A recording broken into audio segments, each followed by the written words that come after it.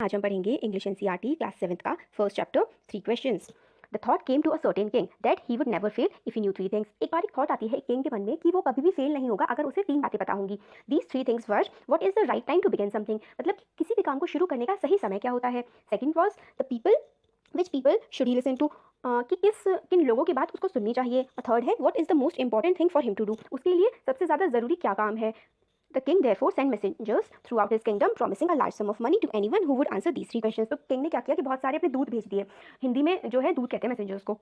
और उसने किंग ने ये प्रॉमिस किया था कि अगर अगर कोई भी उसके इन 3 क्वेश्चंस का आंसर करेगा तो वो उसको बहुत सारे पैसे देगा। Many wise men came to the king but they all answered his question differently. बहुत सारे विद्वान लोग उसके पास आए किंग के पास और मगर सबने अलग अलग तरीके से आंसर्स दिए उसके क्वेश्चंस के। In reply to the first question some said the king must prepare a time table and then follow it strictly. तो कुछ लोगों ने कहा कि किंग को क्या करना चाहिए, एक टाइम टेबल बना लेना चाहिए और उस टाइम टेबल को बहुत ही अच्छे तरीके से फॉलो करना चाहिए और सिर्फ यही एक तरीका है जिससे जो किंग है वो हर काम बिल्कुल सही समय पर कर सकता है। कुछ दूसरे लोगों ने कहा कि ये तो पॉसिबल ही नहीं है, पहले से डिसाइड कर लेना सही समय किसी काम को करने के लिए।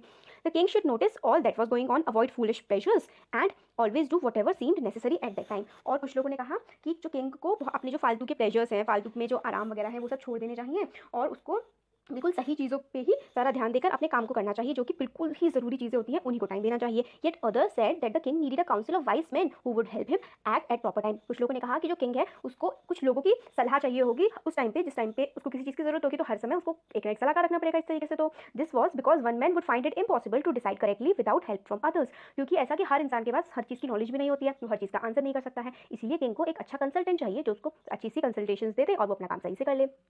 But then other said that there were some things which could be urgent. फिर मगर इसको काउंटर करने के लिए कि हर समय उसको एक काउंसिल चाहिए, कुछ लोग चाहिए एडवाइस के लिए, इसको अगेंस्ट में जाने के लिए कुछ लोगों ने कहा कि हर समय तो भाई आपके पास काउंसिल रह नहीं सकती, कुछ अर्जेंट मैटर्स भी होते हैं जिनका आपको बिल्कुल तुरंत ही सोल्यूशन चाहिए होता है, तब क्या होगा। तो फिर उसके आगे कुछ लोग बोलते हैं in order to decide the right time for doing something it is necessary to look into the future. तो फिर अब एक और नया सजेशन आता है कि अगर आपको कोई काम करना है और वो बिल्कुल अर्जेंट है, पता करना है कि क्या सही है क्या गलत है, तो आपको पहले से फ्यूचर पता होना चाहिए, आपका भविष्य आपको पता होना चाहिए। और भविष्य कौन बताते हैं, इनके अकॉर्डिंग मजिशियंस बताते हैं। तो किंग को एक मजिशियन यानी कि एक जादूगर के पास जाना चाहिए अपने भविष्य को जानने के लिए और सारे काम सही तरीके से करने के लिए।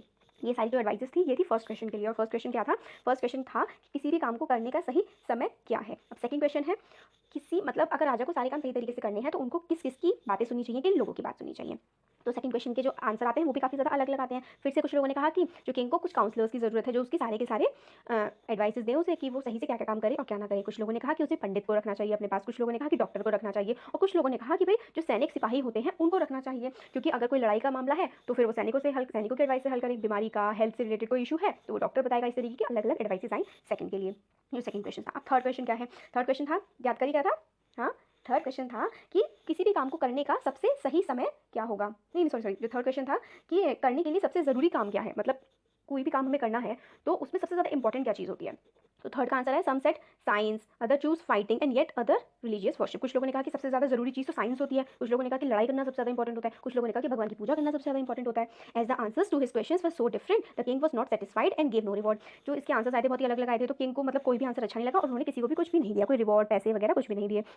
बजाय कि उन्होंने सोचा कि वो जो एडवाइस लेंगे वो एक हर्मिट से लेंगे जो कि बहुत ही ज़्यादा पॉपुलर था अपने ज्ञान के लिए, अपनी विजडम के लिए। हर्मिट वो लोग होते हैं जो अपना घर बार छोड़ के कहीं और बाहर रह रहे होते हैं, पूरे दिन अपने काम काज करते हैं, मेडिटेशन वगैरह करते हैं, उनको हर्मिट बोलते हैं। तो वहाँ पर ही उनके किंगडम में कोई हर्मिट होगा जिनकी विजडम काफ़ी ज़्यादा पॉपुलर होगी कि वो बहुत ज़्यादा समझदार हैं। तो किंग ने सोचा कि वो उनके पास जाएंगे और उनसे इन क्वेश्चन के आंसर लेंगे। हर्मिट जो रहते थे वो जंगलों में रहते थे और वो कभी भी मतलब उस जंगलों में रहते थे और अपना जो कुटिया थी, उनकी जो हट थी उसको नहीं छोड़ते थे और सिर्फ वो जो बहुत ही सामान्य से सिंपल से लोग होते थे सिर्फ उन्हीं से मिलते थे। तो फिर किंग ने क्या किया, बिल्कुल साधारण से ऑर्डिनरी क्लोथ्स पहन लिए और जैसे ही वो उसकी हट में पहुंचने वाले थे हर्मिट की, तो अपना घोड़ा भी उन्होंने बाहर ही छोड़ दिया बॉडीगार्ड के साथ और अकेले ही हर्मिट की हट में चले गए। जैसे कि किंग जो है हट के अंदर अंदर जा रहे थे, उन्होंने देखा कि जो हर्मिट थे वो ग्राउंड जो होता है ज़मीन में खुदाई कर रहे थे। और फिर उन्होंने क्या, हर्मिट ने किंग को देखा और उनको ग्रीटिंग मतलब जैसे कि हाय हेलो बोलना या फिर नमस्ते करना, उन्होंने ऐसा किया। फिर हर्मिट अपनी डिगिंग करने लगे। वो जो हर्मिट थे वो काफ़ी ज़्यादा मतलब बूढ़े थे, थोड़े कमज़ोर से थे और वो काम करते करते काफ़ी तेज़ तेज़ सांसें ले रहे थे, हाफ रहे थे। ब्रेथ हेविली का मतलब होता है हाफ जाना मेहनत करने के बाद या फिर किसी भी रीज़न से। तो किंग जब उनके पास गए हर्मिट के पास, तो वो उनके पास जाके कहते हैं कि मैं आपसे मिलने आया हूँ, मैंने आपके बारे में सुना है और मैं आपसे 3 क्वेश्चंस पूछना चाहता हूँ। फिर वो 3 क्वेश्चंस बताते हैं। How can I learn to do the right thing at the right time, मैं सही समय पे सही काम कैसे कर सकता हूँ। Who are the people I need most, मुझे किन लोगों की सबसे ज़्यादा ज़रूरत है। And what affairs are the most important, और कौन से काम सबसे ज़्यादा जरूरी है। ये 3 क्वेश्चन थे। ये 3 क्वेश्चन राजा ने हर्मिट को बता दिए।